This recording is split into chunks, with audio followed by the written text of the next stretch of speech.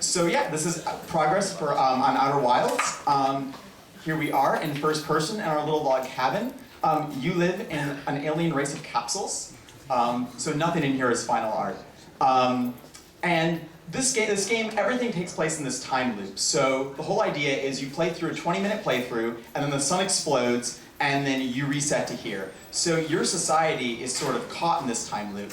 And we have some really proxy-like dialogue and villager interactions in here that we'll be fleshing out as we move forward. But right now you have this telescope, and one of the goals of the game is getting players to want to explore the solar system. So we've hooked up sound.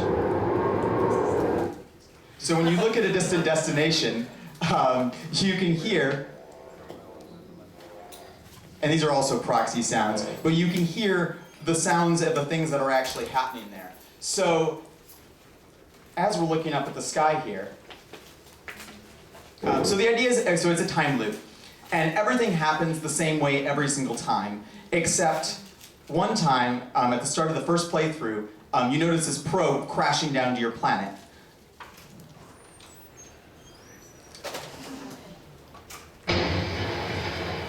And this is going to be sort of, so obviously this is our kind of first take on this. This came, obviously, fell out of the sky, and it's sort of, this has never happened before. This time loop's been going on for forever, and this event has never actually happened. So it sort of begs the question, where did this thing come from? And it's sort of our, our kind of call to action, a moment that gets players wondering, what is actually going on in this system. So the world is constantly evolving over the course of these 20 minutes. This planet in the distance here, which we're going to explore momentarily, is being bombarded by these like lava meteors from its volcanic moon, and it will break apart over time regardless of whether I'm there or not. So we're going to go hop in the spaceship.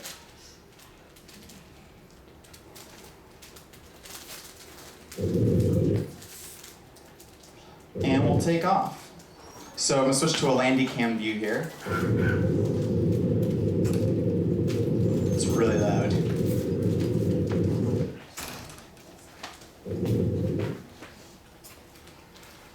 And so here we are in space. It's frictionless spaceflight, zero gravity. And I can kind of look around the cockpit freely to sort of get my bearings and then resume flight. So I'm going to go towards this place. I'm going to lock on, and Aaron, oh God, I'm sorry, is going to talk briefly about the grid system that we're having going on here. Yeah, it's really hard to... Yeah, the grid is really hard to see right now, just because it's on projector. But if you can see these tiny little lines, it shows you how you're moving in relation to the planet. And because you are in a solar system that's constantly like moving like our solar system, I'll show them like the main map. Yeah, so everything's rotating around this sun, and yeah, so it's kind of hard to tell like how you're moving in relation to that. And so the grid gives you an idea. So whenever you lock onto something, it makes the grid move in relation to the planet that you're locked onto. So if he locks onto something else like the sun, he'll be moving really fast past it. So let's see. Lock onto the sun here. Yeah. I don't know if you can. God, they're so hard to see right now. But yeah, so as you're moving really fast around the sun because you're rotating with it, it's moving in relation to the sun. And I think it's hard to see that they think you're talking about the boxes that are easy to see, and not the. There's like, it's so hard to see right now. Now you can see kind of. Yeah, do you guys kind of see the little lines? Yeah. So those are actually giving you an idea of how you're moving in relation to the planet. So if you're moving to the left of the planet, to the right of the planet, back, forward, in 3D space in relation to that planet.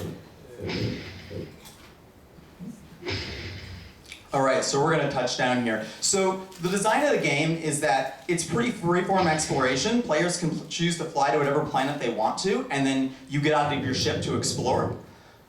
Once you're on a planetary surface, you also have a jetpack, just as a character. So it's sort of this, the ship controls the same way that you do, but the idea is that when you're outside of your ship, you're much more vulnerable.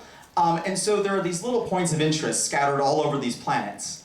And each one tells you a piece of information about something else in the solar system. So we're going to build this web of information that lets players sort of uncover secrets of the solar system on their own without having to be explicitly told, or like an explicit breadcrumb trail, like a lot of quest lines typically involve. And so these also we kind of have proxied for the moment. So here we have the thing that was making that sound earlier, and we just have these orange balls in here. This is from our paper prototype. We were just pulling in essentially what these things tell you about, and then later on this will be a diegetic piece of content that conveys this information. Oh god, and so the thing I'm stepping on, I can feel it moving. I think it's breaking away from the planet. So I really need to get back to my ship. This is all procedural, so it's kind of a never sure if it's going to happen or not. This could be a problem. No!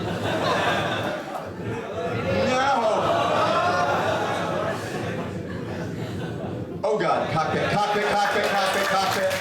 Whew. Okay, that could have been really, really bad actually. So we're going to fly over and do our one other point of interest here. I'm going to try to nest it on this little shelf here. Oh man. Crash landing in the trees here. All right. So it gets kind of hairy. So in this race, you find these ancient ruins of these ancient alien race that was here before you, and a lot of the game is uncovering kind of the mystery behind this. And so you find these. It's kind of styled after the Mesa Verde cliff dwellings. To give it kind of that, exploring almost like the American Southwest feel to it. And this is a test we were doing. So programmers have come up with this radiation, this system for detecting exposure to different elements in the environment. And this was a quick design test to utilize one of those elements. This is a crystal that needs to be activated by direct sunlight, but of course there's no direct sunlight here unless the roof were to get hit by meteors and fall away from the planet, which is happening. Oh, it's gonna block the sun though. So there's a few issues with this. Okay, I would have to wait for another day. Long story short, when this crystal is exposed to direct sunlight, we're still playing design-wise with how to get this to work consistently. Oh, here's our music. This then reveals another point of interest, similar to that orange ball we showed earlier, that then directs you to another location in the galaxy. So it's a lot of this, freeform exploration, getting out of your ship, encountering danger, rushing back to your ship, flying someplace else, and piecing together these clues that tell you more and more about the world. And of course at the end of every playthrough, the sun explodes, and this whole system resets. So at the start of the next playthrough, you get to experience, if you want to, this planet breaking up again, and you get another chance to experience this environment from a different angle. All right, I think it's a good place to... I don't think we're going to get a chance to see the sun hit the crystal. It's pretty cool, though. You got a few more minutes, so. Okay, we'll just chill here. If we had the marshmallow system working, we could roast a marshmallow. So we're talking about Oh, let's check out the. I'm just gonna go into map view while we're kind of chilling here. There's a black hole that. Yeah, that's it right there. Oh, it looks terrible from this map view. I wish I could. I wish I could show you guys it's a really nice look. Oh, there it is. All of the stars are dying, so it's kind of hard to see because what it does is distort the starlight. All right. It'll reset. All right. Let's pop into our. Yes, so I wanted to show off some of our concept art and sort of where we're headed. Let's see. All right. So this is sort of some concept work for the initial home planet, which kind of has this vibe of sort of an alpine village, kind of with everything sort of has this expedition feel and such. One of the big elements sort of across the game are these pine trees and such, which is sort of where you have your oxygen, and they're kind of, that's where on various planets you have like your one safe haven of oxygen. This is sort of kind of symbolizes the like alien take on nature that we're doing, I guess. And some other concepts we wanted to show off for the main, for the other places in space and such. This is sort of the style of color and plants and ruins and things like that. And this is an example of another, this is a comet that's going to be in the game.